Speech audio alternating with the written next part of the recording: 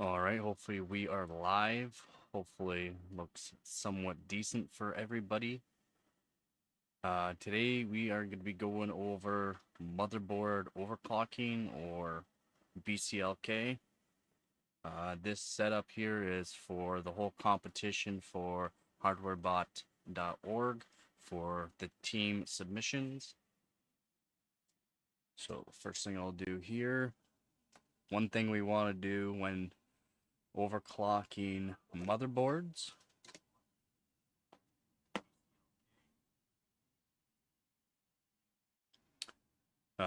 we want to have only one stick of RAM in the motherboard. So again, farthest slot from your CPU socket is the best for overclocking, and especially for BCLK overclocking or motherboard overclocking. Once you have the one stick, whatever CPU you're going to be running and whatever motherboard, you're going to want to choose a graphics card. The dangers of motherboard overclocking is it will change the hertz or the frequencies of everything that the motherboard is attached to. So the RAM, the CPU, and the GPU, and whatever else is attached to the motherboard, like the North Bridge or South Bridge, if your motherboard has it. And that would be like your X 48s.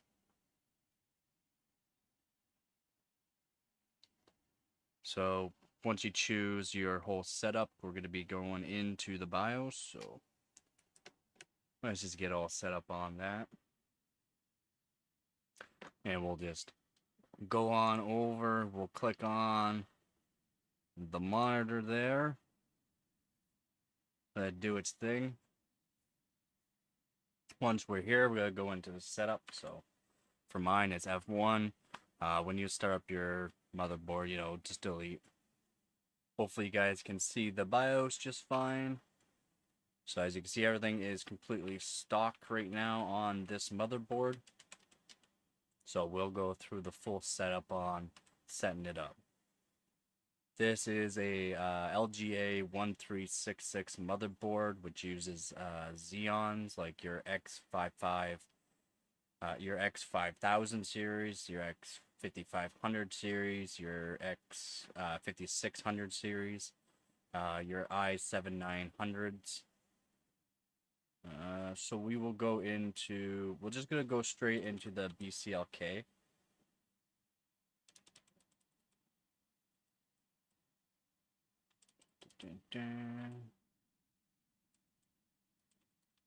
I guess this one's on UCLK. Yep, looks of it. Nope. Where's my BCLK?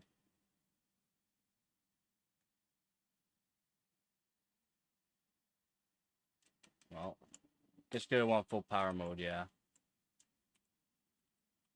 CPU ratio. So the DRAM, you're gonna want to have your DRAM as low as you can go, basically. So right now, we'll keep it on auto. And we'll figure out what it's gonna do after I set the BCLK.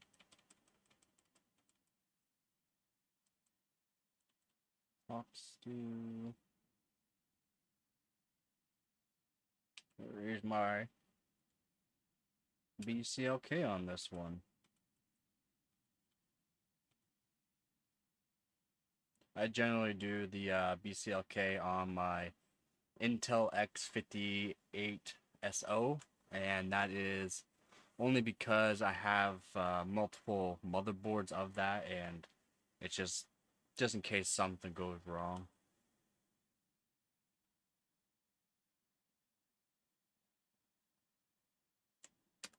That shouldn't be it. DRAM. Oh, no, it's just UCLK. Oh,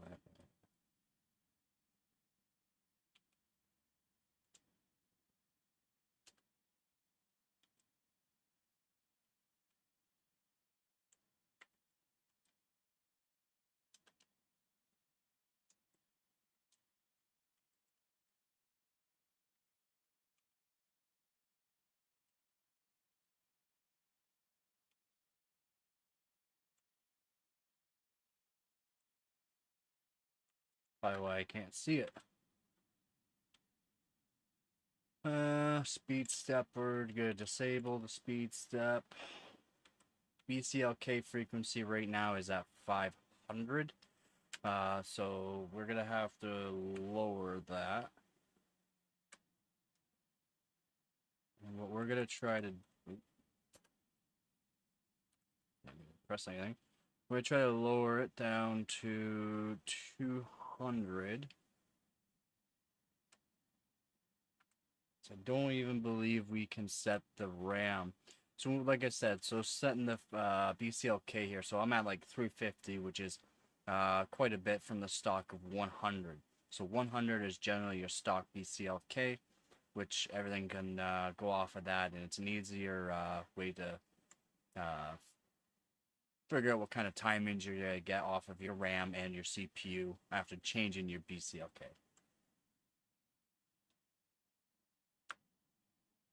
We're going to definitely need to go way down. For any kind of motherboard, like I said, it's just 100 is generally your standard. I already know this motherboard I can do 200, so we're going to start there. And we'll see what the DRAM's at. We'll lower the DRAM as low as it can go. The ratio for the CPU, whoops, so odd to do on this one. We're gonna go as low as it can go as well. So 12, I believe, is as low as it can go. Yeah. So we can do 12 on CPU ratio, which will give us a 2400 megahertz overclock, which is just a 2.4 gigahertz. And on DRAM, we'll be going at 1200 megahertz, which is pretty good. It's nice and low. Once you set that, we don't need to worry about the UCLK. We can just keep UCLK on auto, and it should just be fine on that. For the CPU here, so the QPI, I mean. So for the QPI, we're gonna need to go to the slow mode if your motherboard has a slow mode, or you're gonna want to have it to the lowest it can go. So that's 7,218 megatransfers per second on the QPI link, which is the data rate for your RAM and all that. The 7,200 is basically its max. So if your motherboard doesn't have a slow mode, this 200 BCLK overclock might be the most you can do. So we're gonna go on a slow mode because this motherboard does have it, and this motherboard is in ASUS P6 for LGA 1366, and there's different versions. There's extreme versions which can do even better overclocks on everything. Shouldn't have to worry about DRAM timing, and actually all the voltages should be fine to be just to test off it, just to see how it works. Should be just fine for all the voltages, as everything's been not really overclocked. And what we're going to do is we're going to save this into the OC profile. So we're going to save this into my profile 4. And now we're going to go and just see what happens here.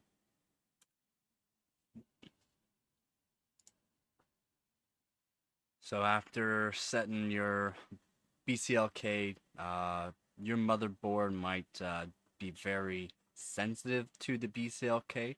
These older motherboards, especially a Gigabyte, I believe it's a GA Ultra Duty.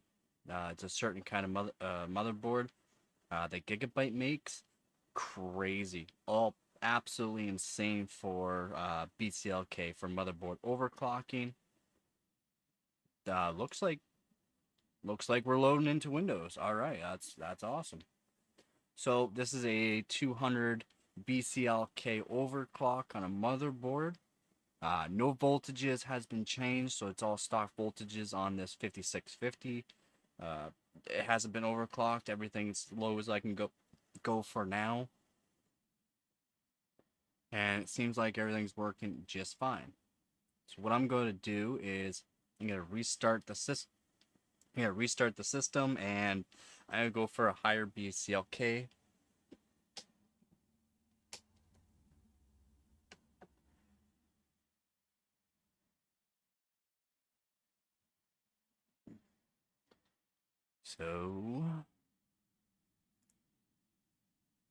So while I figure out all this, and I can't see the screen unless I actually go to the monitor, so I apologize for that.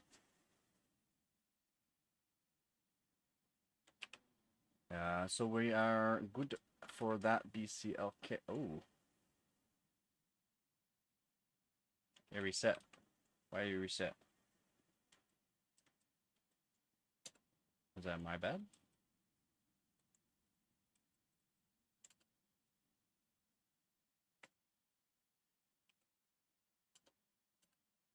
Okay, we're gonna watch the screen again. Apparently something went wrong. Maybe it was just my restart. Should have been fine, because normally it would give me an error of some sort.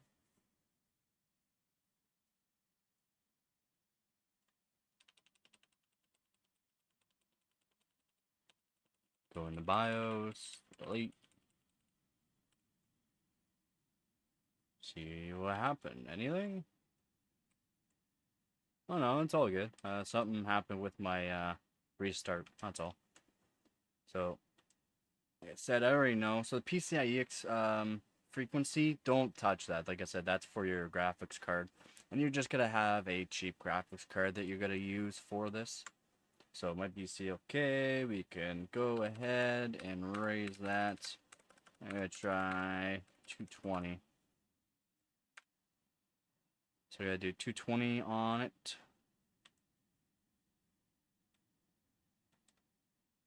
It gives me a 1323. So these are 1333 megahertz DDR RAM sticks. I have one RAM stick in. I should not have to change any voltages. As soon as you start going above the 1333, you're gonna have to change either voltages and or timings on it. But since I'm not passing that at any kind of rate, I'm not 1400 or 1444 or anything like that. I could just leave the voltages as is. Same thing with the CPU frequency or CPU. The CPU frequency on this is normally 2.9 gigahertz on this, 2.93. So it's just fine to leave the voltages where they are.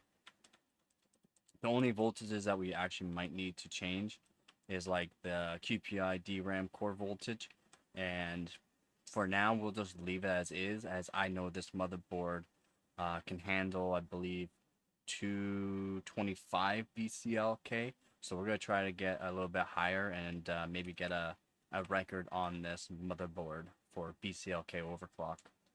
So we'll save this at 220. Everything's still the same.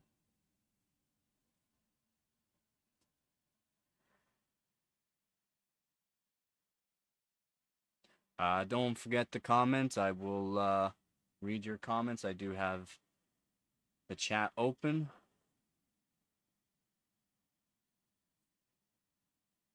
All right, we're going. We're going. No errors. No errors. All right. Oh, awesome, because I restarted it so many times. Everything's fine. Everything is just fine.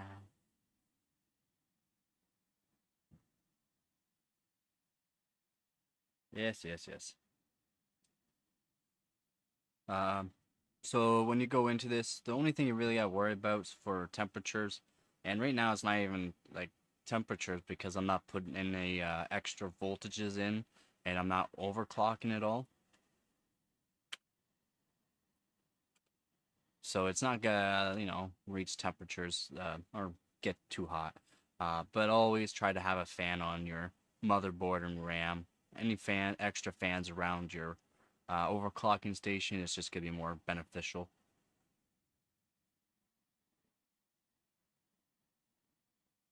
So we're a little back up into allow windows. Now it should be fine. The strenuous part on loading the windows is actually like loading in, and while it's loading every single component, puts some strain on every component on the PC, like the CPU and that. So that's when you could crash for a BCLK overclock. Once you're usually into the Windows, you're generally fine to do testing.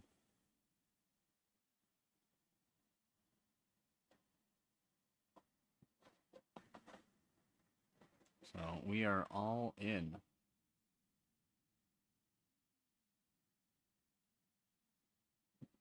To test or to put the score on hardware bot, you just need to have your CPU Z.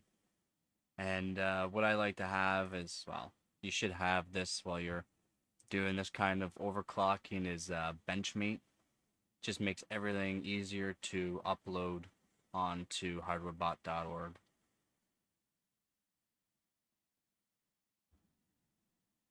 And then you could just open up like a CPU Z. Just make sure it's updated. Make sure you keep everything updated. And you can check out the CPU Z. You gotta want multiple CPU Z open up. You can also have a GPU Z open up. I like to have multiple things open up. I'm not gonna submit a score. If you guys would like to see a video on how to set up your hardware bot account, so that way every time you post a score, you know for sure it's not going to be taken down due to the fact you didn't upload it correctly. Where's my CPU Z?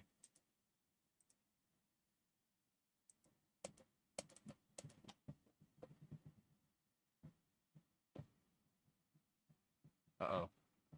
Looks like we might have crashed. So we crashed here. So remember when I was saying the QPI? Oh no, we didn't crash. What's going on? What's going on?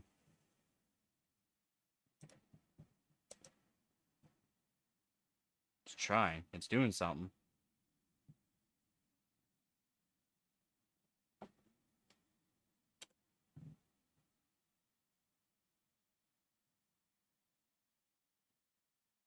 Come on now.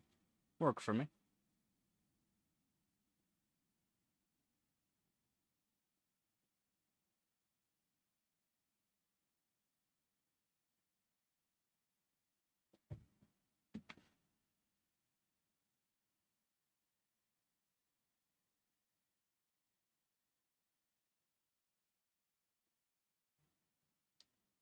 Does not want to load that CPU Z. Can we load this CPU Z? Yeah, okay. Just the CPU Z version. Yeah. So you're gonna want to open up the CPU Z. Probably can't see it too well if it's kind of blurry. My apologies. I will be getting a capture card hopefully here soon. Don't want to get a cheap one, to be honest. So now that I know that works, we can restart the system.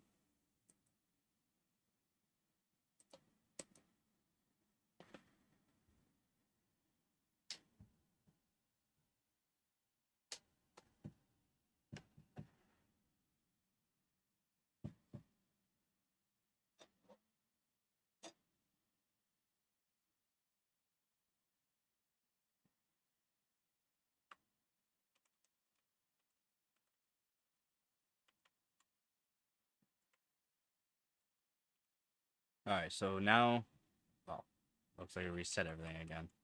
So we can go back into the OC profile. And this is going to happen sometimes, especially with doing this BCLK, because it's very finicky. It messes with a lot on the motherboard. So again, don't be doing this on your daily systems. Doing this kind of overclocking is not for your daily system.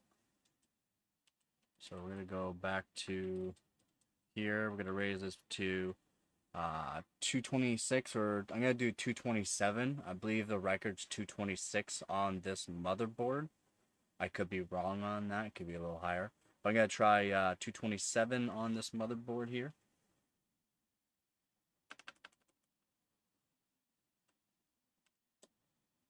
And since we're having a little bit of an issue with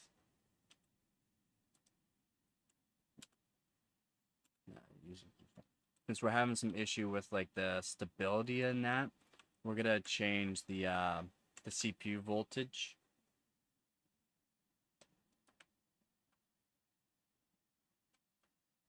And we're gonna change the CPU voltage. For me, what I'm gonna do it for is not that high, 1.35.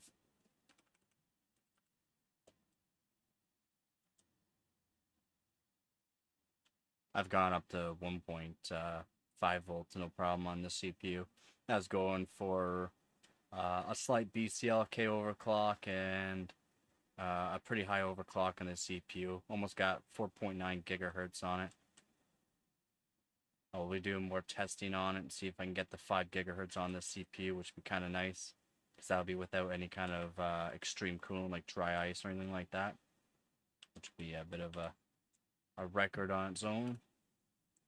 So QPI DRAM core voltage is what we're going to want to actually help stabilize the motherboard. And I already know 1.35, 1.36 should be just fine for that. We shouldn't need to change any of the PCIe or anything like that voltages. DRAM voltage. Actually, I will change the DRAM voltage. This will be something you would have to figure out for your RAM and your motherboard and that. For the voltages. If you would like me to make a video on how to set up certain kind of RAMs on these DDR3 motherboards, let me know in the comment section below. Because see how it's red? A lot of people think that's kind of scary. This set of RAM here, I've had over 2 volts, no problem, with just a fan on them, and they stayed well within the limits of temperatures. So we'll do 1.72 volts just to guarantee that the RAM is gonna get the voltage it needs. We're going to go back into the OC profile, and we're gonna make another OC profile into profile 5, and we'll save that and we'll let it do its thing. So overclocking the motherboard's not too difficult to do. It's more or less getting components you know for sure that if they break, you don't really care about them and they're just cheap. So you want to have as cheap as possible, like for the GPU. For the overclock, it might not have worked. Like I said, I think the record on this motherboard's 226 BCLK. This is 227. So I was hoping maybe it would beat it, but looks like we might not be able to do it. We'll see. That gives me a back to the overclocking failed.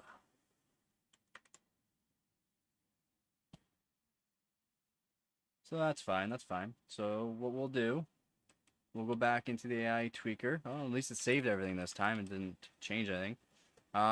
Sometimes it could just be for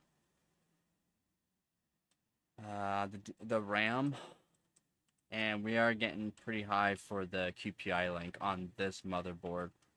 So what we're gonna do is give the CPU-PLL voltage a bit of a jump too. And I'm gonna do 2 volts on it. Actually, yeah, 2.06 probably. You alright? I don't need to worry about those. 1.72 should be just fine. On the load line, we are going to enable load line this time. Sweet. 800 is good for CPU differential amplitude. Could be a different wording on your motherboard depending on which one you have, but it should be roughly like an amplitude. of some sort that you can change from these voltages from roughly 600 millivolts up to 1,000 is usually what the motherboard will allow you. We'll do an 800. Just an in between, so that way it's not peaking too much. It's not getting too little. Clock's doing all that. We don't need, shouldn't need to worry about those. Yes. And we'll do that. Just do it auto though.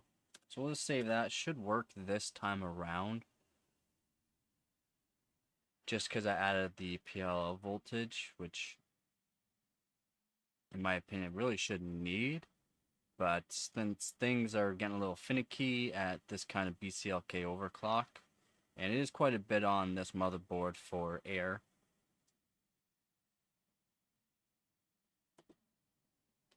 It looks like we might have got a little bit of an error. So this motherboard has a memory correction, so it'll check over the memory, and it's giving me the memory. That's why I will maybe change the RAM timing. If it gives me an error, I'll have to change the RAM timing. We are past 1333 megahertz. Like I said, sometimes some boards, like this one here, can be finicky for the RAM. We can't change the, we can't lower it anymore. This is as low as it can go. Because changing the BCLK is going to raise everything, like I said. Voltages for all those are good. I don't need to change the voltage for the RAM. But I do need to...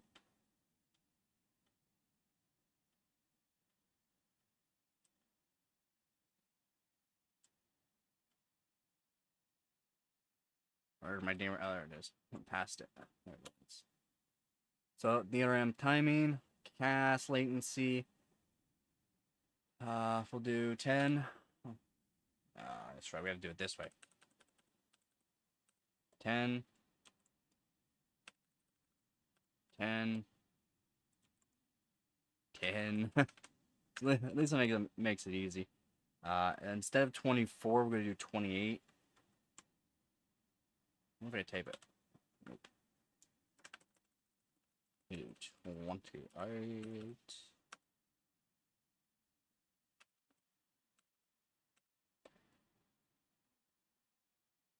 And the one other timing, we don't need to change, shouldn't need to change the RAS delay, but the refresh cycle time, put that as high as it can go basically, so you just hold it over.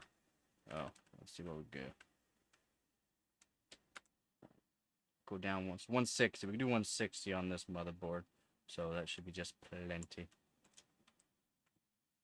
Higher is better for stability. See if it gives me a memory error this time.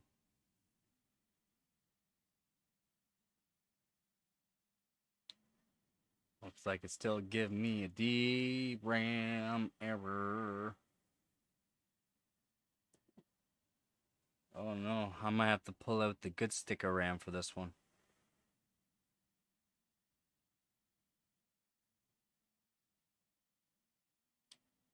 I'm gonna have to pull out the good sticker RAM. This right now is just a bare bone sticker RAM. I have the same exact kind of kit, but I have it on a copper and aluminum heat sink on it that I made for it. So what we're gonna do, I don't believe we can lower, no, we can't lower that anymore, is we're gonna lower this down 1.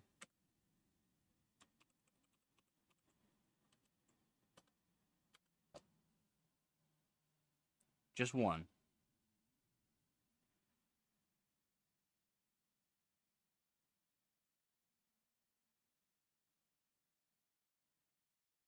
Come on, come on.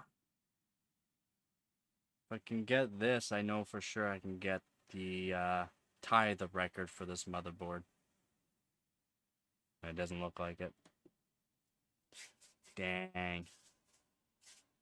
Maybe when I'm done streaming. Actually, what we'll do, I'll just let it do its thing. So maybe when I'm done streaming here, I'll go back into this and I'm gonna try to tweak some things. It could be the QPI data link. That's low as I can go. The slow mode is generally the slowest you can go, but we'll see. We'll see. I might have to change the voltages on the RAM maybe. So we'll do that. So might have to change the voltage on the RAM. I have to go even higher, so 1.82 or 1.9 volts, even though it's not really overclocked. Giving it more voltages on certain components while overclocking or your BCLK overclocking. So switching over the PCIe, remember when I was saying the PCIe was 100? All your components are generally going to be set at 100. Your newer components, so say your newer computers, your Z590s, Z690s, and Z790s, your AM4s and AM5s, they're generally, you can set for an overclock for the auto overclock, and it will do a slight BCLK overclock once in a while every time you start up your system. And that is for either just because it wants to have it, or it could be for stability, for another component that's in the motherboard that might not be as stable as what it could be, or what it registered while loading, because sometimes it could go through a weird loop through your motherboard while it's loading everything. It could see that something might be lower, so it'll raise the BCLK to get that back up to a 100 to the what it should be at. So generally try to keep everything at your, just a 100 ratio on it. And for the RAM, you generally don't have to raise the voltages on the RAM while doing it, but once you start getting into the breaking point of stability, so you're gonna have to make sure it's stable enough that you can make sure you can validate before you can put it online. And you can validate, save everything, and make sure you have it saved, and you can make a macro key that you can just quick press maybe a 1 or 2 button on a keyboard, and it will save that file, or take a screenshot, because sometimes the screenshots can be quite difficult to do. So setting a macro for that will help you, and then you can save that, exit down the system, boot it back up, or even put a flash drive in and save it to that. And that way you can switch it over to another computer that's stable, and you can upload it. How's it going, Sanhosh? Hopefully the audio and it's somewhat clear. I am streaming off of Wi-Fi. If you like a Wi-Fi video, I do have a few ways to make it so if you're gaming, you have better latency on your ping, and if you just want to be able to download and upload as fast as possible, I do have other ways or another method to make sure you upload and you can download quicker. But you'll have to switch it between gaming and doing that. Any questions, just let me know in the comment section below. I will be live for a bit longer here. This is right now, it's still at its BCLK overclock of 200. Like I said, I would like to get over 226, as that's the record for this motherboard. The best motherboard, like I said, is the Gigabyte GAUD. I'm not sure what variation of the UD, which is their Ultra Duty. They got like a 700 plus BCLK, which is insane.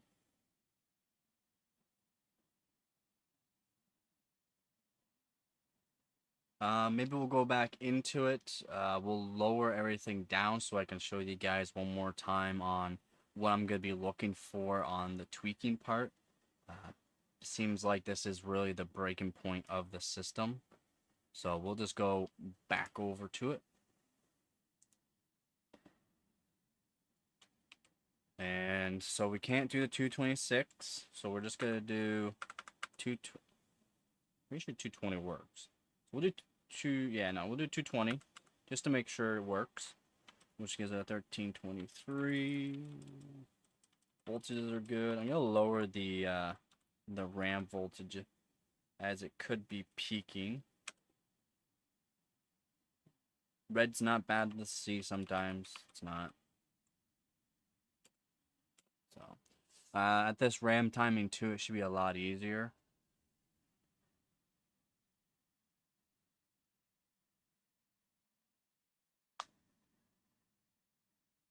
See what it does here.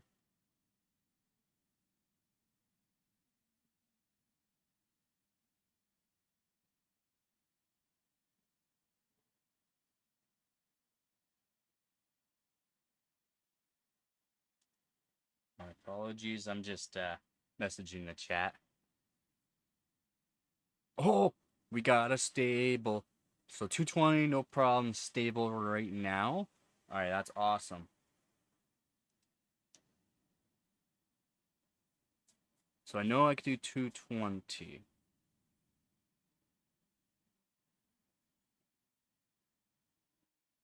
I'm wondering if I had the RAM voltage actually too high.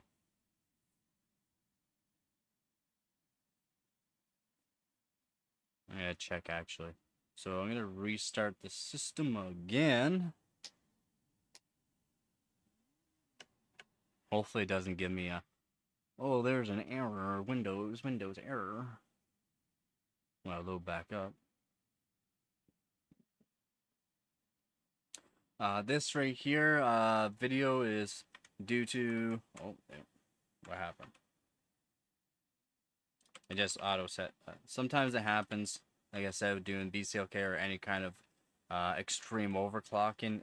Sometimes it'll just restart your overclock, so that's why having profiles saved is better to go off of, because that way you can just go back to it. And I'm gonna do 225 this time. PCIe frequency should be fine. The motherboard's telling me I'm having a RAM issue from before. I'm gonna keep the PL voltage the same. I'm not gonna change. I'm gonna keep it on auto. We're gonna lower this back down to 1.65. And the RAM timing should be all normal. Yeah, all set to normal. So we'll save this profile, and then if it's not working again, actually no, just to make sure, setting your reference cycle time is best to have this maxed out. So there. So 160 is the max for this motherboard, which is pretty good for DDR3. That's pretty good. Lower is better. Higher is not as good, but it's a looser timing for your RAM. And that's without changing any of the CAS latencies. We'll just go here, go to the OC profile, and since I know profile 5 did not work before, but we lowered it, I'm resaving it to that profile. And that's all I'm going to do there. That's not too bad. And we'll let this go back and then talk to you guys. See if any of you have any kind of questions. Let me know while it's doing its thing. And so I wish I had an overhead cam. But maybe eventually in the future. Setting this kind of stuff up is not really what I generally do. Generally just do this on my own and just do it on my own. Hopefully you guys are liking this. Hopefully you guys can somewhat hear me all right, as setting up sound is not easy. So I had to hit a button on the motherboard there that's letting me know that there's a DRAM issue or a RAM issue. So we have to go back into the motherboard here.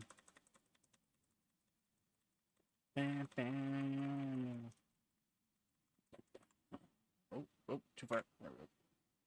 And we'll go back to that. Hopefully the switching back and forth is not too bad on your eyes. I really hope it's not too bad. To make sure I don't do that, I'll have to get a capture card, and I don't want to get a cheap capture card, so I am waiting. So 225 still does not seem to be wanting to work.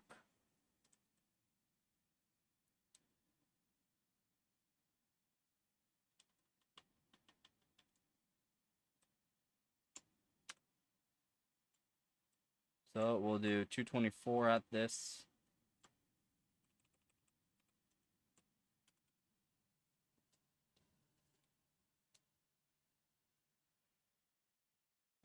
Yeah. What is motherboard overclocking? Motherboard overclocking on the X48 chipset, I believe. So the generation before this one here was more of a thing. It was X48 got into extreme overclocking. And good question, by the way. The motherboard overclocking is the BCLK. So actually, depending on what things you put into a motherboard, uh, there's different kind of frequencies that the motherboard has to output for each component. So again, 224 did not work for this, so that's why we have to go back into there. But it's a good question from Sanhosh. Is yeah, the X48 chipsets before the X58, which is this, which is the LJ1366. Extreme overclocking was huge, big back in 2000s, I believe. Right around the early 2000 mark was like big. A lot of people wanted to get into the extreme dry ice and or liquid nitrogen, and then later on, well, sort of later on, people were doing helium, which is like a team effort because it takes like 6 people minimum really to run a helium or liquid helium setup, and they would overclock the motherboards to extreme limits. Like I said, that gigabyte GAUD, and it's like a 4 something something number after that. I believe is the X48 or 48X X48 chipset. I believe that was the motherboard that could be overclocked past 500 BCLK on air, and they were hitting like 700 plus on liquid nitrogen. And the motherboard overclocking is the chipset that's on the motherboard. So if you have a newer motherboard like a Z690, that's like the Z690 chipset. The chipset is being overclocked past to what it should be doing.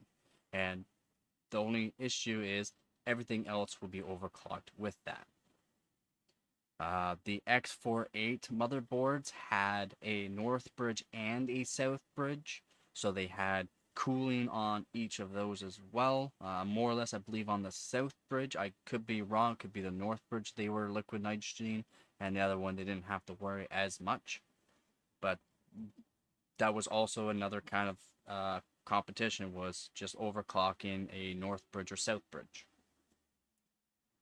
The motherboard overclocking, people just got into it. Anything that can be overclocked was overclocked. And it's still today a big thing on hardwarebot.org. There are CPU and GPU benchmarks that has been done that has not been beaten for 20 years. And it's still up for records.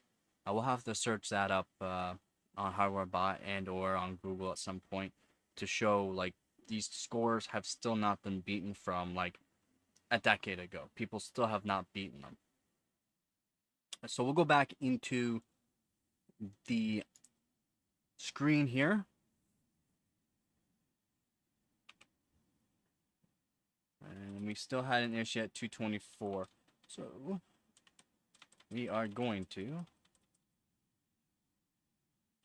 change the DRAM timing. No, DRAM timing should really be fine. The ones I gave it a 160 over. So it could be just the motherboard's not liking it. So we'll do a 222. See if we can do a 222.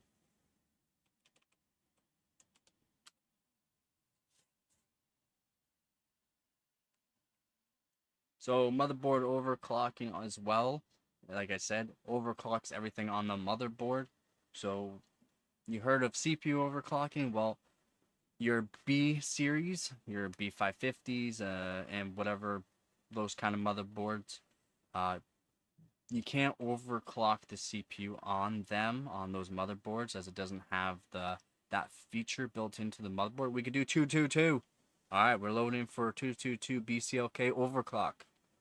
Not bad.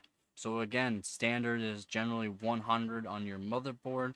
The newer motherboards can slightly auto-tune the BCLK to make things more stable.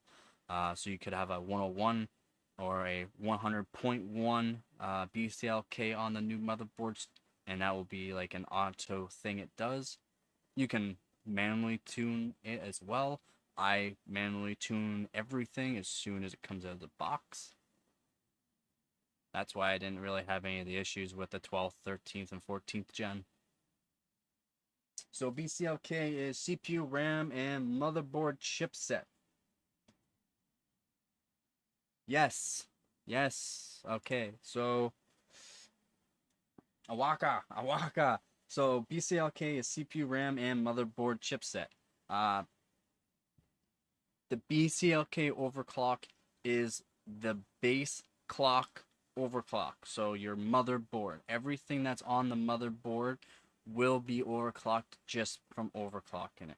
The chipset is part of the overclocking, so it just automatically gets overclocked from it as well. When you do BCLK, it will overclock the GPU. So it sounds weird. So if we go back into here, and I'll show you from going back into here into the. We'll have to restart the system so I can show you what it's doing. The motherboard and everything you plug into it generally has a 100 ratio or 100 hertz. I call it hertz. I believe it's somewhat based off of that. So it reset my BIOS again. So just doing this over and over, it can do that. So the BCLK. So we have to switch it over to manual to be able to see this kind of all the extra info is manual overclock. So switch that over to manual, and then we can check everything. So CPU ratio. As you can see on the side, it will let you know roughly what the standards are and sets the ratio between CPU core clock and the FSB frequency. So it's a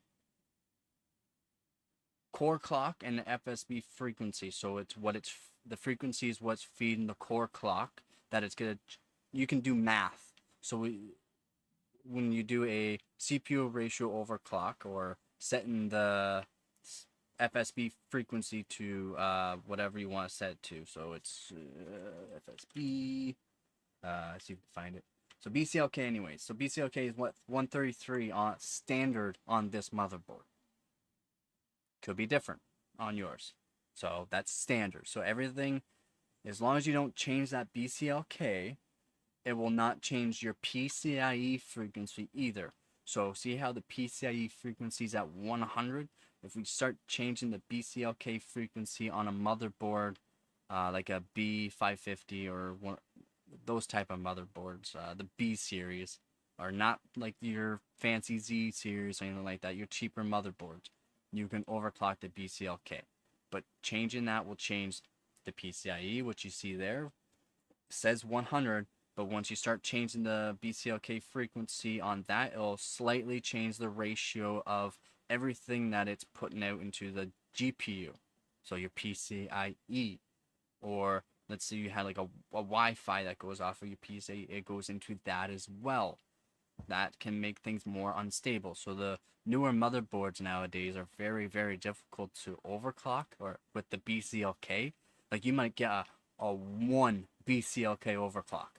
So standard 100, and it's standard 100 nowadays. If you do a 101 overclock on your BCLK, it might not be stable. It just might not be stable. And that's due to it's hitting everything.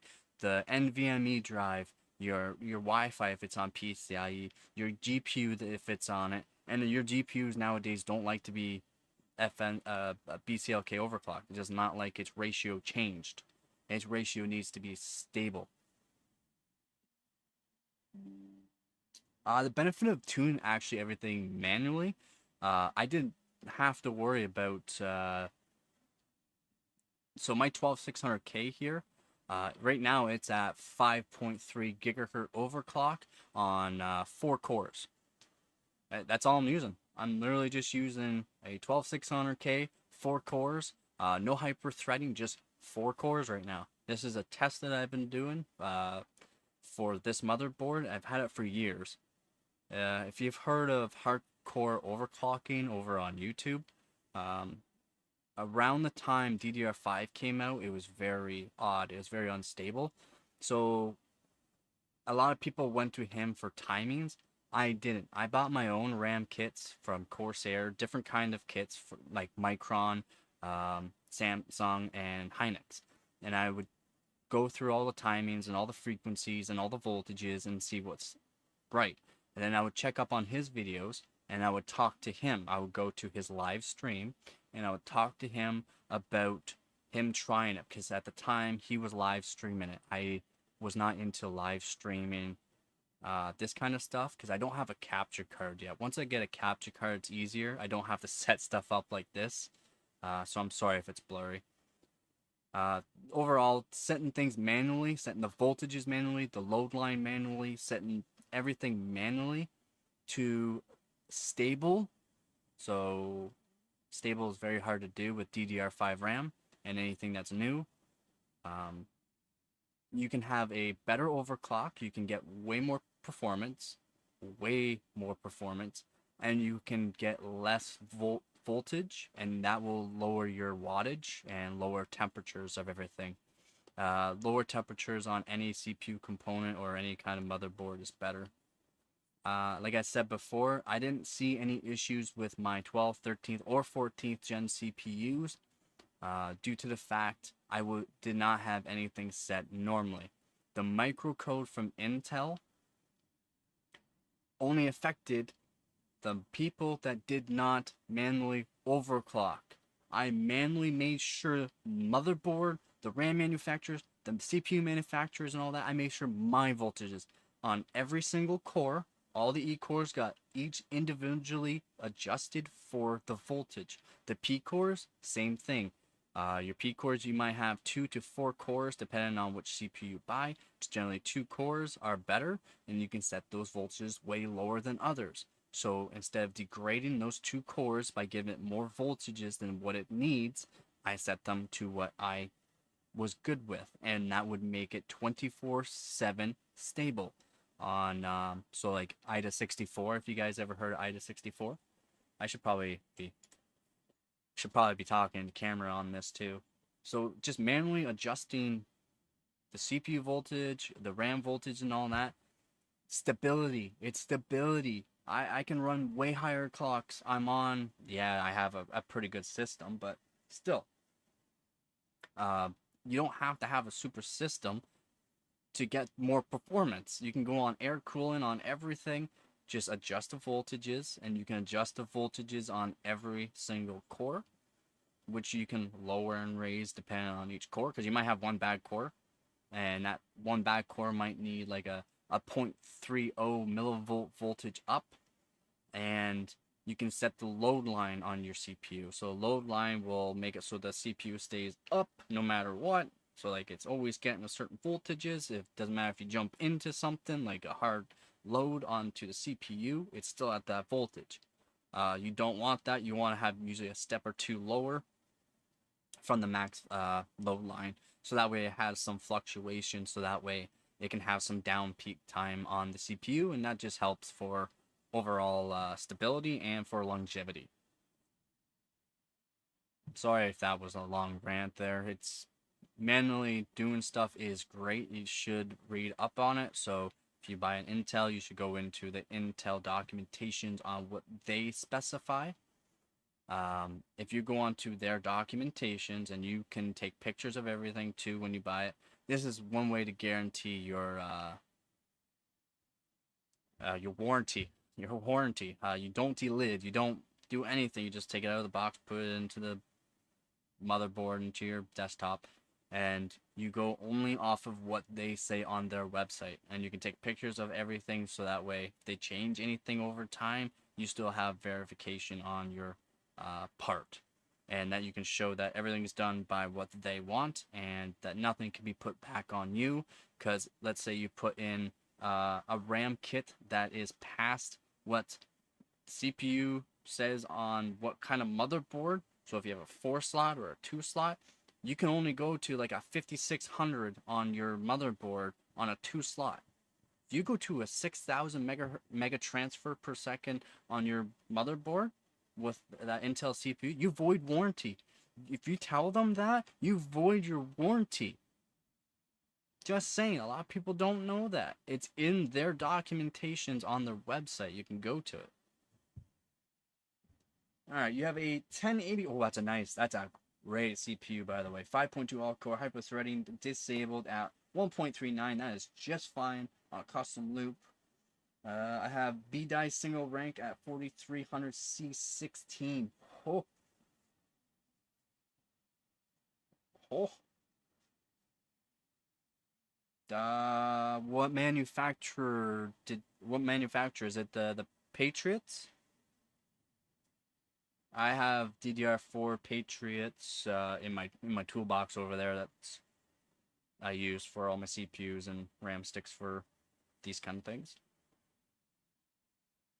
That is a great overclock and a great CPU, by the way. Great CPU. 1.39 volts is just fine. Custom loop is the way to go. On my daily system, I have a custom water loop. Motherboards has its own mono block for CPU and motherboard VRM cooling.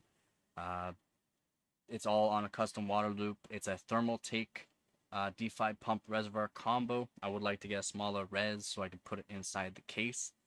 My daily system's a wreck because I take it apart all the time. It's on 360. But yeah, you can put more voltages in, way more. Trident Z Royal.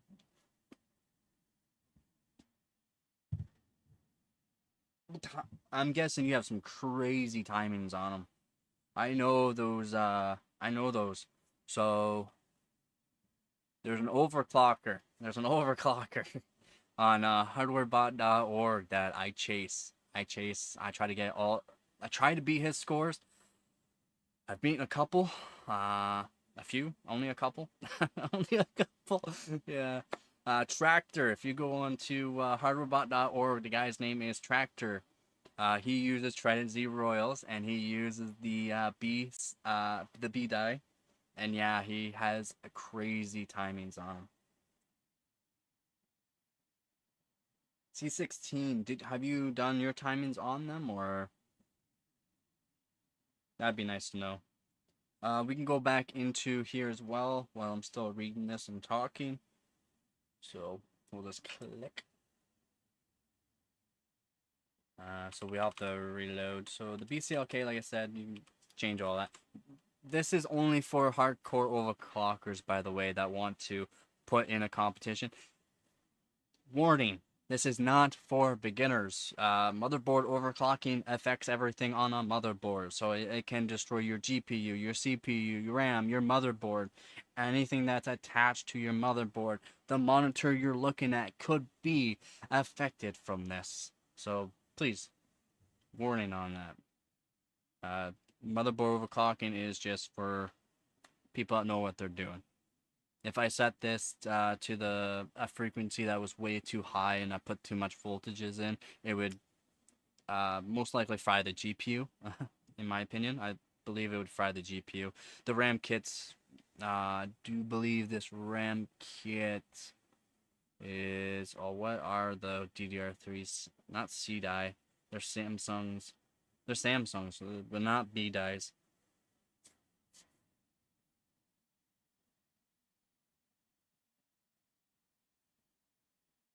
Good, yeah. Tightening the timings is very difficult to do.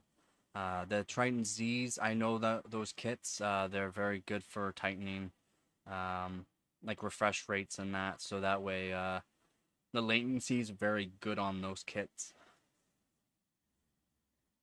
Yep, yeah, just having a fan on your RAM kit, if they're overclocked or not, is just better.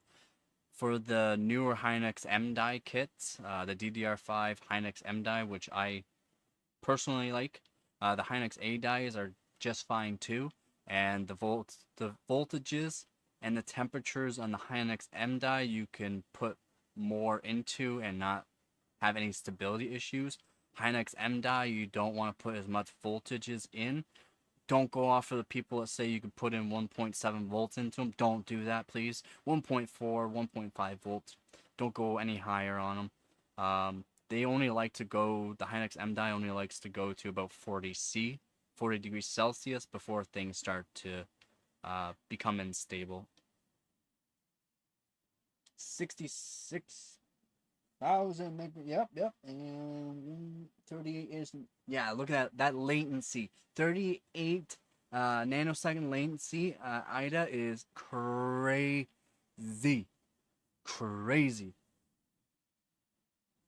That's like DDR3 type latency there.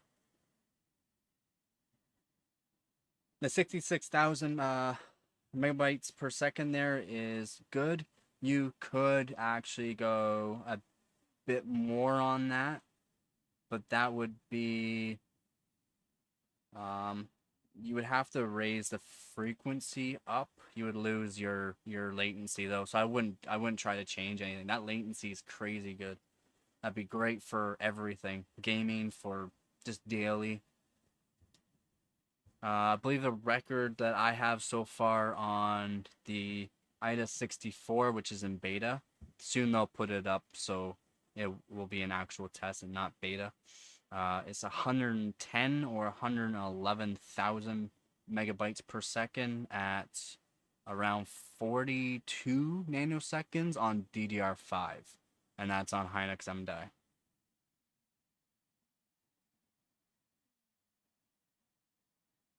2230. That is crazy. You can do way more on the memory actually. You could probably slide that slider all the way over if you copper modded the memory chips. The GDDR6X likes to have the copper on the chips. They just prefer it. You can slide the slider all the way over to 2000 plus, and it's stable through every benchmark that I've found for GDDR6 Micron.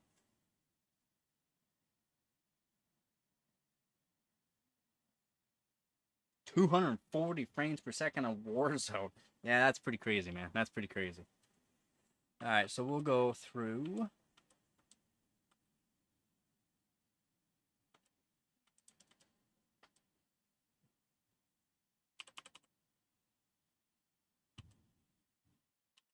We can set a couple of things to the chipset here. Hey, PC Games and Hardware, how's it going, man? Hopefully you're having a good day.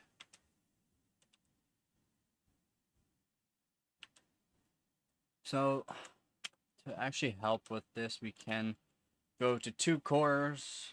The initial loading the windows might be a bit slower onto it, but that's okay.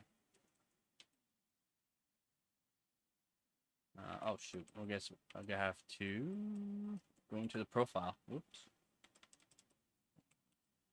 Load profile 5. Profile 5 gives us the what we don't want. The 225. We can't do. We do 222. We do 222 just fine.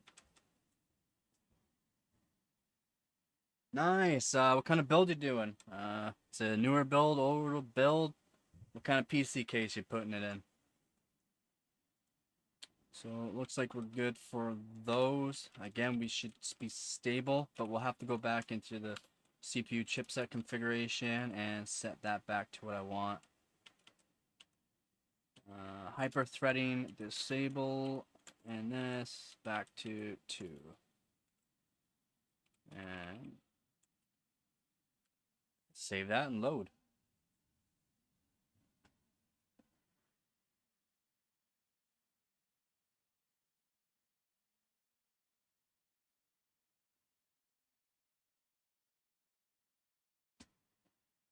Hopefully you weren't here just watching the screen. I am here. I am here too. Nice. I'm going to be building a PC, well, rebuilding a PC for my brother and his girlfriend, because he likes to play Call of Duty and she likes to play Dead something. What's that chasing game? That killer chasing game. She likes to play that one. So there was something wrong with the memory that I gave her. She was playing only on that one game. She was having some issues with it. So yeah, I changed out the memory for her and put the system back together into a nice white case. I just tested to the full, stay the same, decrease to bit. Yeah. So if you're gonna raise the frequency on that kit, you're gonna have to change the actual rate of it. Not the CL16. The CL16 should be good to go up to like a 4600 on that kit. At CL16, should be just fine. But you're gonna have to raise the TRAS.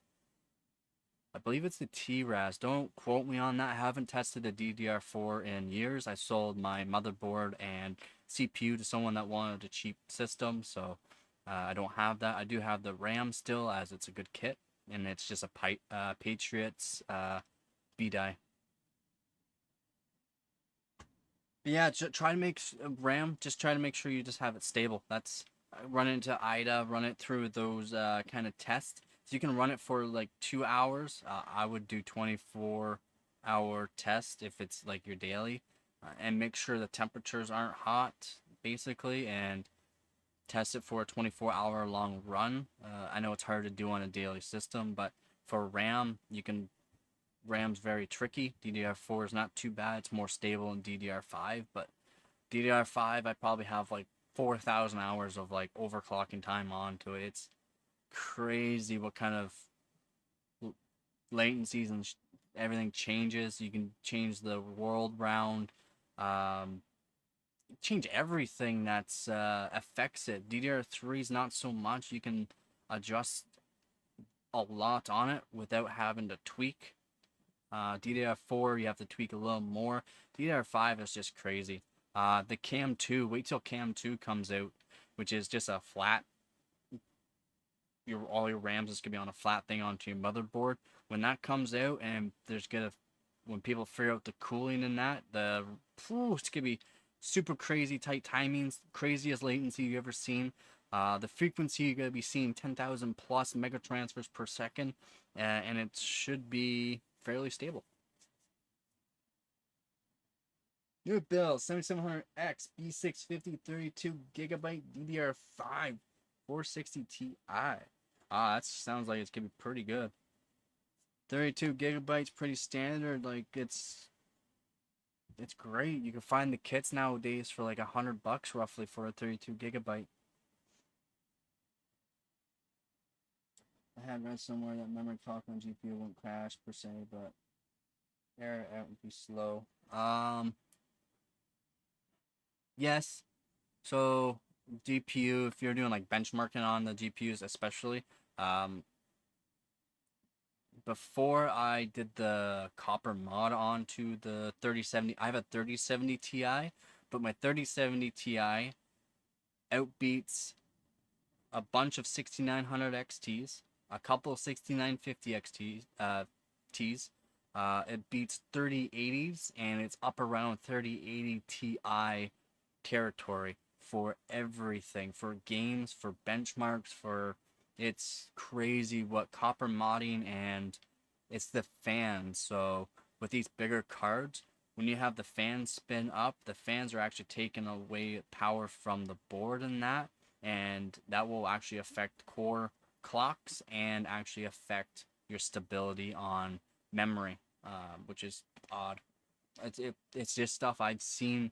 It doesn't matter how cold I can get it. Doesn't matter about a lot of things, about the voltages and that. It's the fan. If I can just take out one fan from a 3-fan design, if I take out one fan, I can get a better overclock. If I take away all the fans, which I've taken away the whole fan shroud and put on my own fans, I got an even better score. The voltages were even lower, but I was getting stable on max slider for the memory and a 225 megahertz on the clock, which is pretty good for an overclock, which was give me 2200 on a 3070 Ti, somewhere around there. Did the microcode cause any performance loss? No. Yes. Depends on how bad your CPU was affected. I'm sorry. A lot to say on it. I've gone through a bunch of people's theories. DeBauer went over this, and I go off of what he says. So if you've ever seen DeBauer, go on to DeBauer English on YouTube. If you're English, if you're German, go on to DeBauer. You'll find that his is. I like his tests. His tests are saying it varies. It varies. It could be just a 1% change, as in you get more performance on some tests and you get less performance on some tests after the microcode update. It's odd, but if you have a really bad affected CPU, you could lose 1% on one test, on one game, on just one thing. So it's no. Yes, no. Yes, no. It's not bad. Not bad.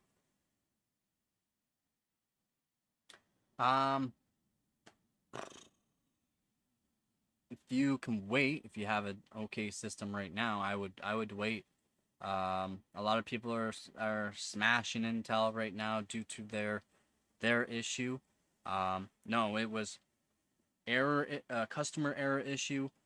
Communications with motherboard manufacturers, communication with RAM manufacturers, communication on their part with everything and everyone for how new everything was. DDR5, the CPUs, as in the P cores and E cores, the Windows, Microsoft. I mean, Microsoft was part of an issue too here. Did you not see about the blue screen? That blue screen, how many computers? A lot of things were affected into all of this, and everyone's smashing Intel. It's not their fault, but it is. Ryzen had their issue as well, blowing up CPUs, blowing up motherboards as well. So it all varies nowadays. I would wait. I would wait until Intel's next gen, which they might be taking away all the E cores and just doing P cores, which will make it so there's no voltage changes and no voltages going into a P core that should be going into a E core. It'll work better for Windows, better for communications with GPUs and the RAM. It should just help out a lot. Doing a lot of these changes and not having full knowledge on the newer components, as in the DDR5, the Z690 chipsets, and the Z790 chipsets. Same thing goes with AMD and their new AM5. It's all new. It's all new to them. They're not used to the LGA, which is the land grid array CPUs. They have not done it for, I believe they done it way back, but I think they just did like a one thing off for a certain thing. It wasn't for consumers. But land grid array has always been an Intel thing. They did start off with their PGA, pin grid array as well. But Intel went to land grid array way before, so they have way more knowledge on that. Knowing that the gold plating and all the traces that have to be done a certain way on the CPU. There's a lot of things that go on to all this. That's why I say manufacturers for motherboards have it rough, because they have to communicate with the CPUs and the RAMs, the GPU guys, the NVMEs, the Wi-Fi guys. Everything that goes into a motherboard, they have to communicate and put into it. So, motherboard people, you guys are seriously the best. CPU people, I don't know, communicate better. RAM people, start telling your customers as soon as you press that XMP or go above what the CPU manufacturer says for that CPU, for how many slots of RAM that's on your motherboard. Tell the customers as soon as you go past 5600 megatransfers per second on your motherboard and CPU, you void warranty. But they don't. They don't do this, and the customers are going, my stuff is breaking, and they're trying to get Intel to pay for it because of their issue now. Again, this is a lot for motherboards, RAMs, and GPUs as well. This is not just Intel, not just AMD. Don't just blame CPU people. Start telling these RAM manufacturers and everyone to start communicating. Start not buying stuff right now. Start waiting down the line to know things are stable. DDR5 is way too new. These new Gen 5 stuffs are just way too new. And I'm sorry for ranting. I've been going for quite a while. I should probably look at the chat. Greg, how's it going, buddy? Yeah, so if you can, I would wait. I would seriously wait right now for buying something. My opinion, I would go after 14900K, but I wouldn't. I would also want to go after something that I've used before, and that is a 13900K or KF. The K has integrated graphics, so if you don't have a GPU, it's better for you. The KF doesn't have integrated graphics, so you need a graphics card. I like the KF because you can overclock. I mean, you can go crazy numbers, like 6.5 gigahertz on 4 cores. 6.5 gigahertz on 4 cores on gaming. You could put a 4090 in there, and it's you're gonna need something more powerful than a 4090 to bottleneck it. That's how good I think the 13900K and the 14900K are. I've read a lot of issues with the 14900K, but that could be user error, as in the XMP not checking their voltages, overclocking it, going off of what hardcore overclocking did. And he even says in his videos, don't do unless you know for sure. And people still go off of his stuff, exactly off of his stuff, not having the exact stuff he does, and they have issues. And they're wondering what's going on. And, well, that's it. You have to test out your equipment. You can buy the exact same stuff, and it's not the exact same.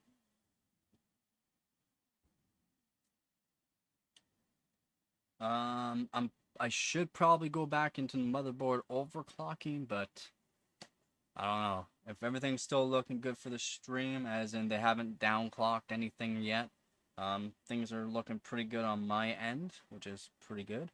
Hopefully you guys can hear me all right.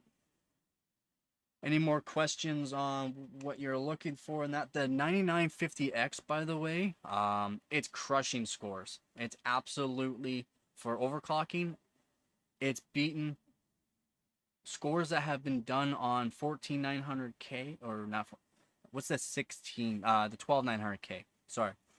It's beaten every score for the 12900K that's been done on liquid nitrogen. And it's been on water. The 9950X is beating stuff that's on liquid nitrogen, and it's on water. Not even chilled water, just water.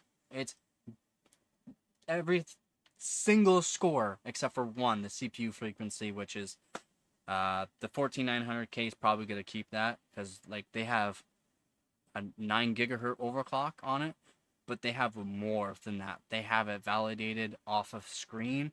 And I know for a fact they have validated off a screen for like a 9100 or 9050 megahertz overclock, and they got validated, and they can just set that up. If someone beats their score, they can just throw that up on hardware.org, and they got the new score again. It's crazy.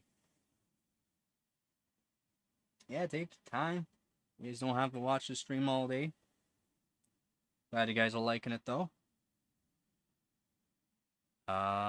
So we'll go back into. I can't see. We'll go back into. Oh, yeah, we should be fine. Continue to Windows 10.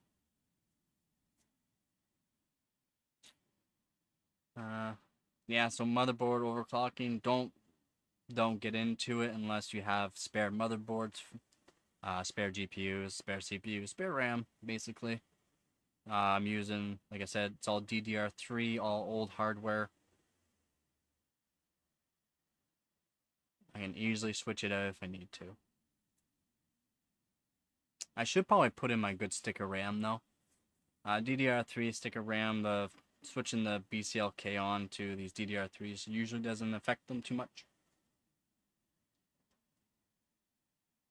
That was a weird load.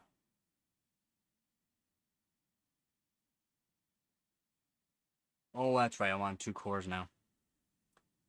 2 cores, no hyper-threading. So this is a 6-core, 12-thread CPU. So I have it set at 2 cores, no hyper-threading. So 2 cores.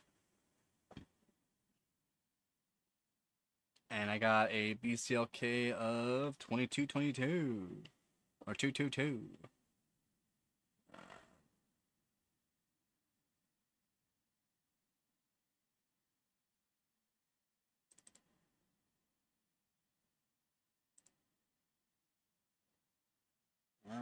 P8, P67 times on 2500K. Let me see this.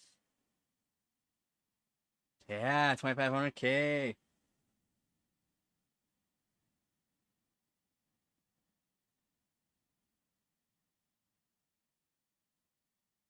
Yeah, the BIOS, right? Yeah, I know what you're talking about. The BIOS. Multi-Dragster. Yeah, the BIOS. Seeing the that BIOS screen. Yeah, it's on a few motherboards. The P5, 6, 7s, and 8s all have it. That nice loading screen. It's all the blue loading screen. All the same.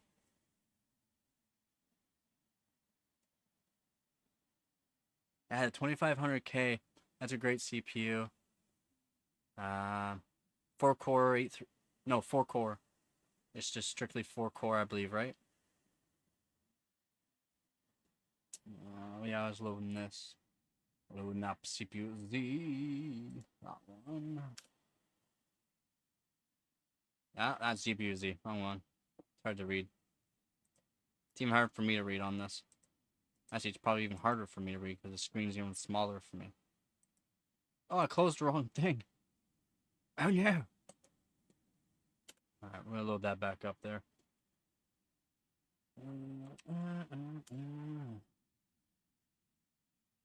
Yeah, first board with UEFI. Woohoo! Oh, I bet that was a pain to switch over though. And yeah, it probably was a pain for you. Because you would have had to completely have a new operating system.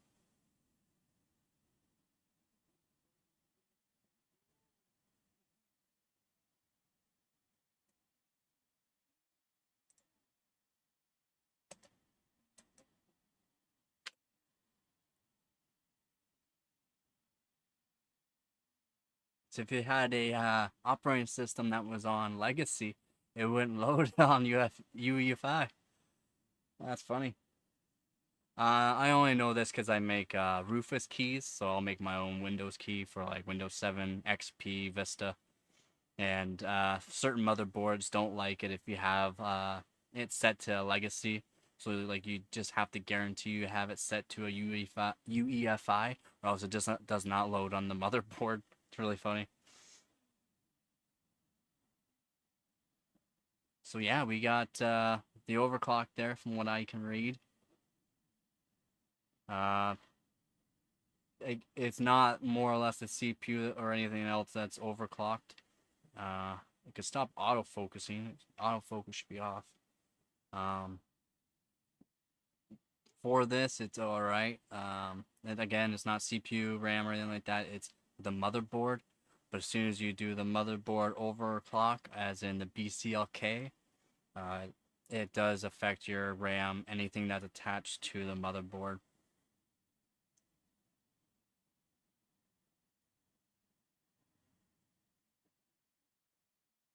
Um, yeah, I should probably 2500K. I don't have that kind of motherboard. I don't have the P8. I'm pretty sure P7 also supported it. I could be wrong on that. I could be seriously wrong on that, but I have only a Z77 motherboard, and the other motherboards I have a chipset that supports the second gen and third gen, so the 2500, 2600s and that, and the 3000s gen, so like the 3770Ks and 3790s, stuff like that. I do have motherboards that support it, but they're not overclockable. The only one that I have is the Z77. I have done overclocking on some of my i5 2400s. So like a BCLK overclock, and I do have some fairly decent scores. When I get a capture card, I'll be doing better videos, of course. You won't have any of these blurry screens. I'll be able to just show you directly the screen. And I'll actually show you some of the scores I have on CPUs that you wouldn't normally overclock. And you can just get cheap CPUs that you don't care for because you could accidentally destroy them doing a BCLK overclock, a non-K variant.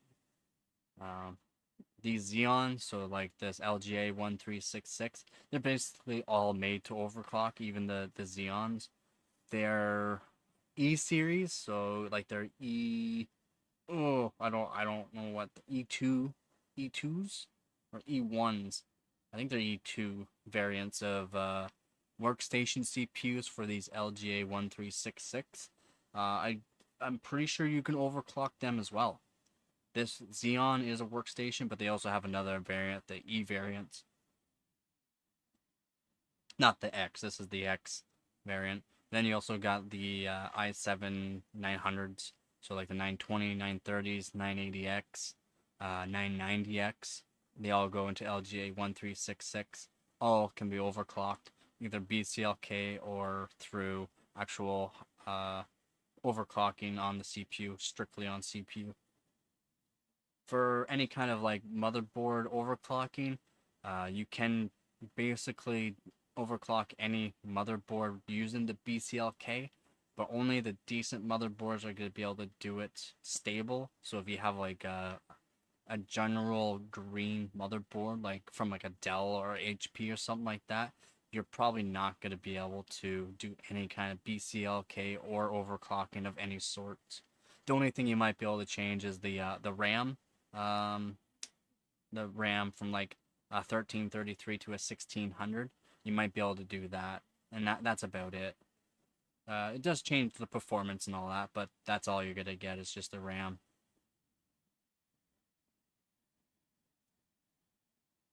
Good night, Sanhosh. Thank you. Yeah, I'm gonna probably end the stream here soon, and maybe try to get the record on this motherboard. I do believe it's a 225 megahertz overclock.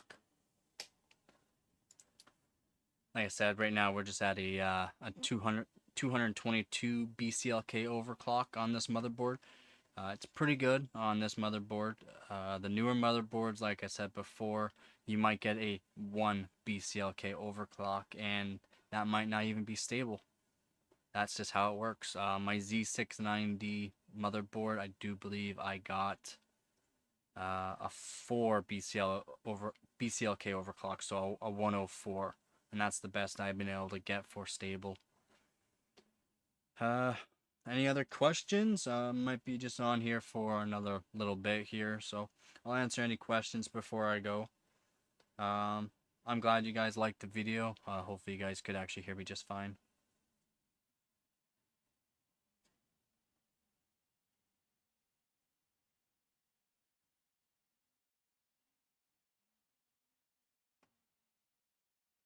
Yes, you have to find, so the 6 stuff, so you're talking about like your i7 6700, not even the K variant.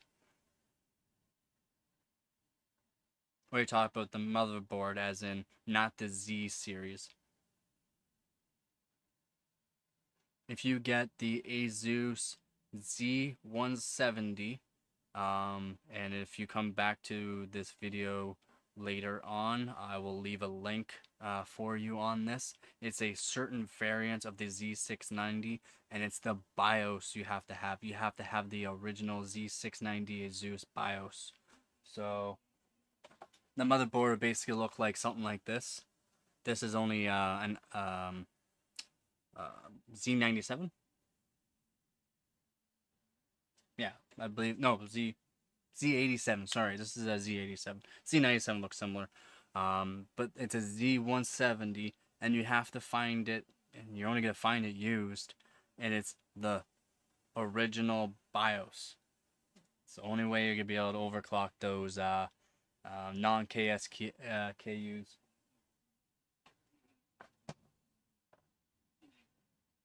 I only know because I had a i7 6700. Uh, yeah, sold that to somebody. Sold it to him for a good price. Hopefully, he made a good system. It's a 4-core 8-thread CPU. Yeah, they patched today with the motherboard. You're correct about that. That's why I'm saying you gotta find it used, and you have to find it on a certain BIOS. So, and a version. So it has to be a version 1. So it can't be a different version. You know, it has to be a version 1 of a Z6, Z170 Asus version 1 with a original BIOS. Yeah, no, I don't know why I keep saying. I'm sorry. Yeah, Z170. Yeah. Yeah, the Z170 Zeus, version 1 with the original BIOS. I'm pretty sure you can't even, like, say they updated the BIOS. I'm pretty sure you can't even put the BIOS back. I'm pretty sure once it's changed over, it's set. So you have to find someone that hasn't changed it, which is why they're getting those Z170s are getting rare. Yeah, this motherboard here, this is just a Z87. Um, I did have a Z97 as well. More, I'm a collector of these style motherboards. They're Asus Z series, like 87, 6, all of them. I like their what they do with the gold on it, the gold blackboard. Just looks nice.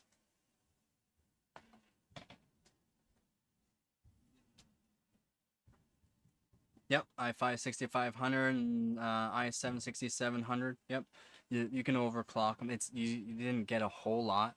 I do believe that CPU did like roughly about 4 gigahertz off the box, and you can go to like a 4.5, 4.6, and then after that you need like extreme cooling to keep it stable. All right, take her easy, buddy. Oh shoot, was he calling me? He might have called me.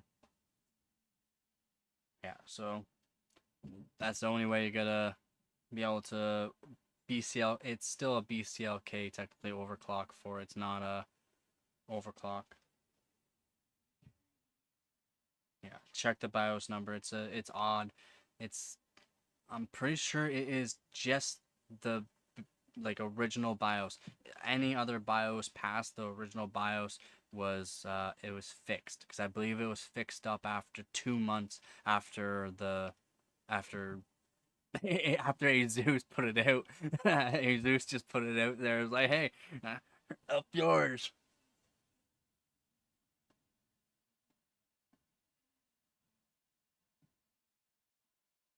That's the yep. Z170A is check the BIOS. If you know, if you know if it's an original BIOS, put that it has original BIOS. Because somebody could just want it for overclocking. I would buy it if I had the money for it. Just because like having that version is just good to have for the non-K, so you could put in more CPUs than just the K versions. Well, I guess you could put in still the CPU, but you can actually get a better score and get good scores. Yeah, you should be able to get. So the 7700K sells for about $80, I believe, and the Z170 sell for about 120 for the motherboard. So you can probably get about $200 for it, and then plus shipping and handling. So whatever it is. So if you're only doing it from like the States or whatever you're at, and you're only shipping there, it's whatever. You probably get, yeah, 200 plus shipping and handling. I've done a lot of eBay buy and sell. That's why I have uh, boxes and their little stacks of CPUs to use. Because when you want to do like the overclocking and that, you're gonna want to have extras of stuff. So if you can buy stuff in bulk and know it's a really good deal, good to have.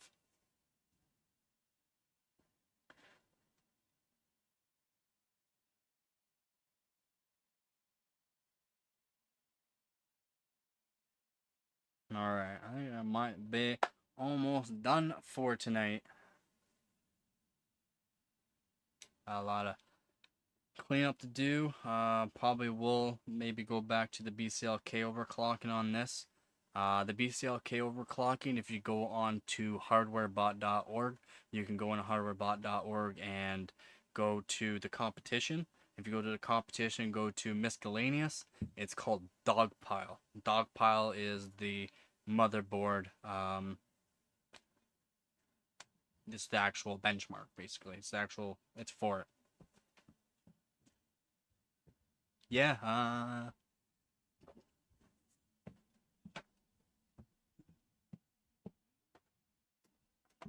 so I do mess with old AMD, old Intel stuff, all of them. So FX 8150, FX, no, sorry, not FX.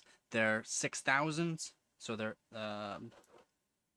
it's odd how they label these ones. It's a weird CPU, but yeah, I do mess with the FX. You need a good motherboard.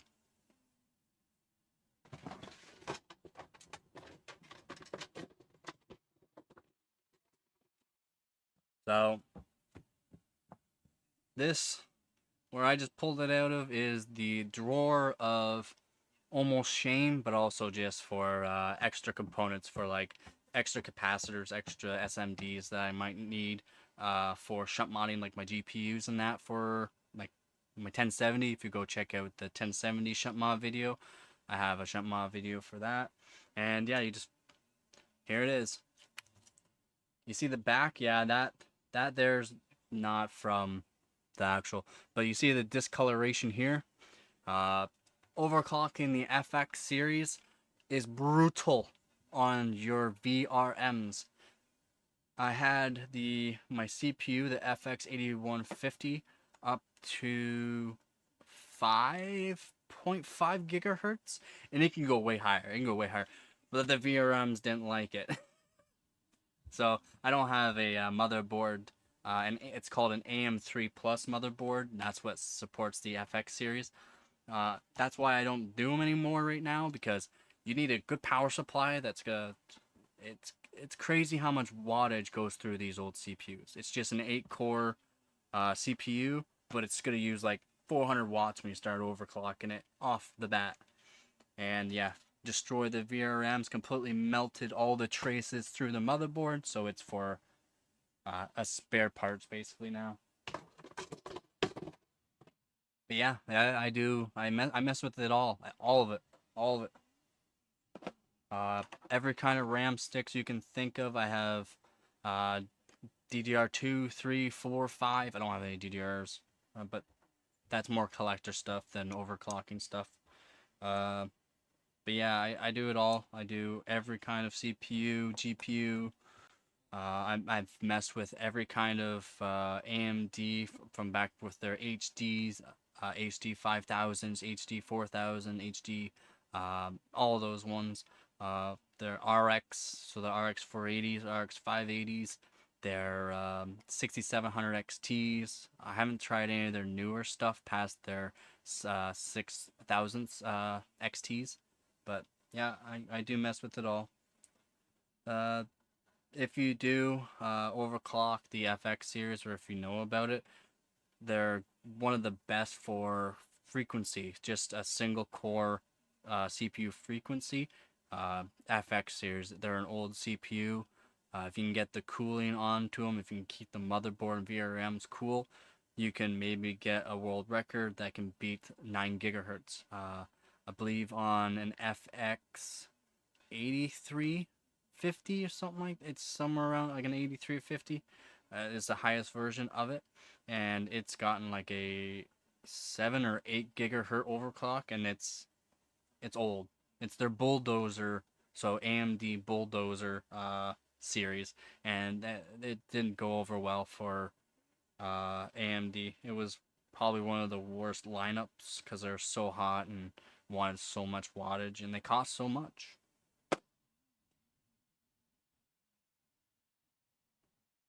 Ooh. Yeah, he's used raw crosshair. Yeah. See, oh, 90, yeah, 95, 9, yeah, okay. No, not, it wasn't the 9590. It was still the 80,000 FX that was the best for CPU. But that 8590 was crazy for like wattage. The wattage was just crazy. Cheap build. I'll post a pic on my channel, community tab. Yeah, runs, yeah. The 9590 ran very hot. Very high wattage. If you overclocked it even just slightly, like the wattage just went through the roof. Yeah, that's what I found even with the 8000 FX. Crazy, just the wattage and the temperature. You would think that they're good. I even heard delidding them didn't do anything for the temperatures. They are just such a heat-soaked CPU. Uh, they were good for certain things. Gaming, no. For anything besides overclocking, no. No.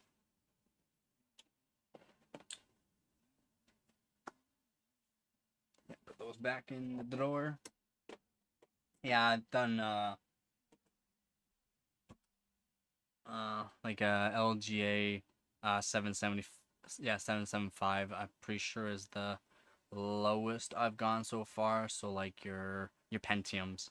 And then you got LGA 1156, so like your i5 600, so your 650s, 660s. Yeah, your LGA 1150, 1151. Done all those as well. LGA 1366. I haven't done any 2011s yet. LGA 2011. I would love to.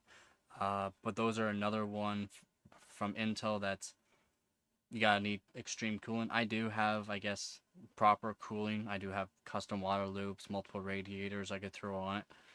But they were very power hungry as well. It's a hell of a deal. Got that.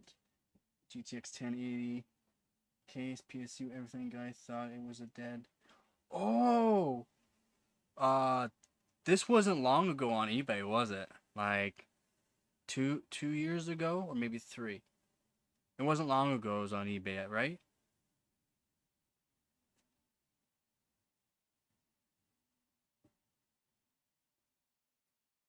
Yeah, I'm pretty sure I saw this on eBay. Crazy FX system basically, but the guy was selling it for a tenth. No, a tenth. I forgot how he worded it. He even worded that he's selling it like 10 times less than what he bought it for.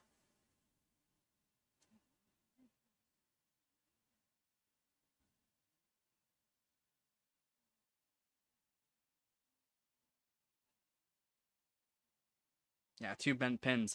This motherboard, this P6 Asus motherboard, I bought it for I think it was like $60 on eBay.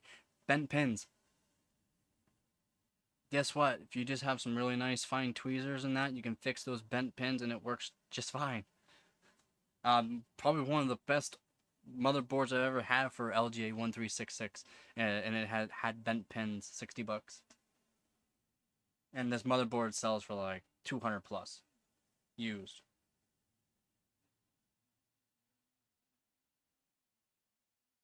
Yeah, that people were not happy, man. Those FX 8000 and the FX 9000, more or less the 8000, the FX 8150s and 8350s and that. People are not happy. There were so many lawsuits. They also made a lot of old-time memes out of it, as in people were literally cooking eggs off of their CPU. They're like off of their heat sinks. It was literally destroying people's stuff. It was funny. Yeah, it was good. I read a lot about it. So I read a lot of forums on that on the older hardware as well, and I'll go way back to when the stuff was new, and it was funny. Like these forums are great. Some of these people, good job, man. Before all this meme stuff came out, you guys were putting it in the forums. Oh, Facebook Marketplace. So it must have been something close to that I saw then. So the guy had a crazy system like that, FX system, and he was selling it for like a tenth. a tenth of the price, 10 times less than what he bought it for. Yeah, yeah. A lot of people are not happy with the bulldozer. Um, the bulldozer series for AMD. That one hit them pretty hard for a few years actually. Intel again is today still the best in terms of people buying it. They own still 78% of the CPU market, Intel. So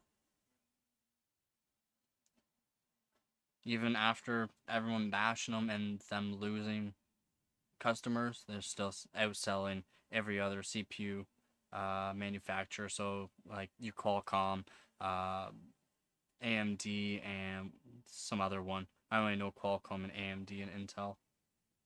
NVIDIA is their own GPU chipset, not CPU. So yeah, nonetheless, the stocks changed from like a couple days ago since I changed it or saw it. Yeah, they still own about 78% of the market. It's pretty crazy. And yeah, only their stocks went from like $30 per stock down to like $27 per stock, and yet they still are crazy number. Everyone's still buying them, which I would if I had the money still, I'd still be buying more 14900Ks, 14600K, 14700K, all just for testing. Again, I just buy all these kind of things for overclocking for testing. So doing all of these overclocking things is not just for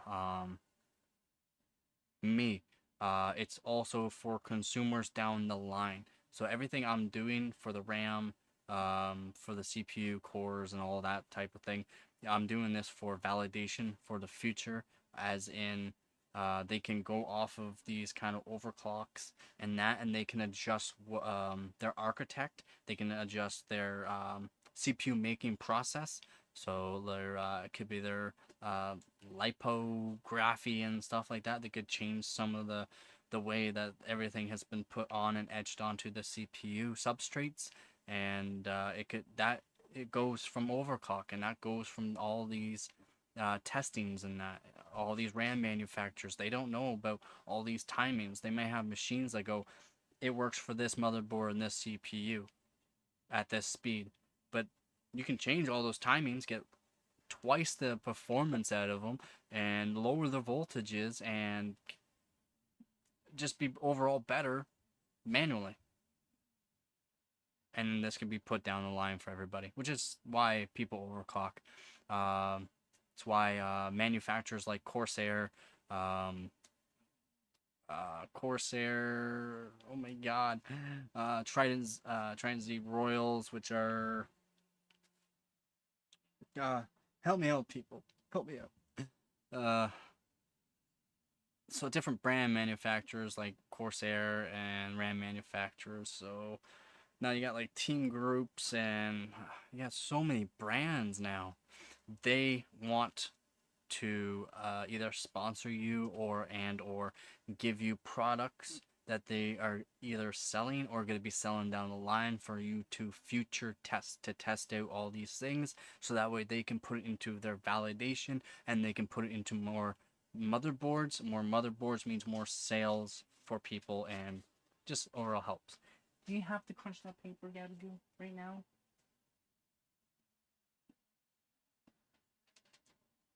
I'll check out your community hub, bud. Check out the FX 9590. Hi. You getting hungry? Yeah.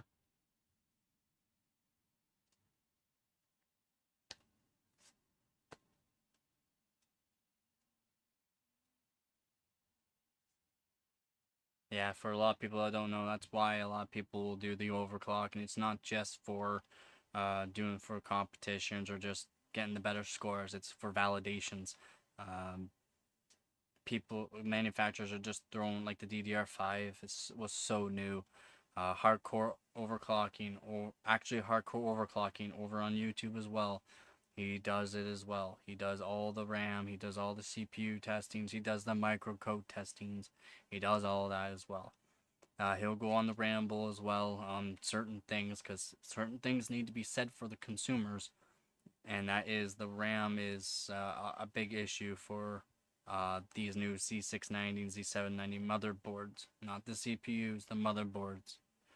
Like from a 4 DIMM to a 2 DIMM motherboard is such a big change, and having certain memory sticks overclocked on your motherboard for your CPU manufacturers voiding warranty. So if you go over 5600 mega transfers on 2 DIMMs on a Intel motherboard, you could void your warranty.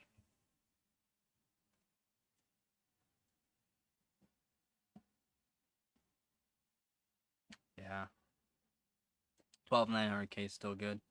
That was my choice about a CPU motherboard combo with a mono block for it all, for a good price used, and don't have it anymore.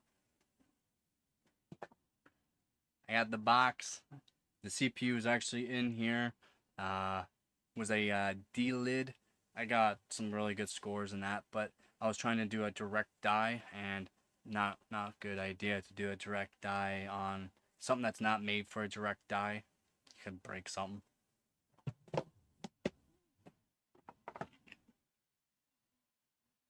I like the 12900K. It was good. It was hard to cool down, but it did some pretty good scores for what it was. Yeah, the Arrow Lake. It's up to you, really. It's up to you what you want to do. If you want to spend the money, you gotta keep your motherboard, I'm guessing. If you keep your motherboard, if you have a decent Z690, even their newer stuff is gonna be the same.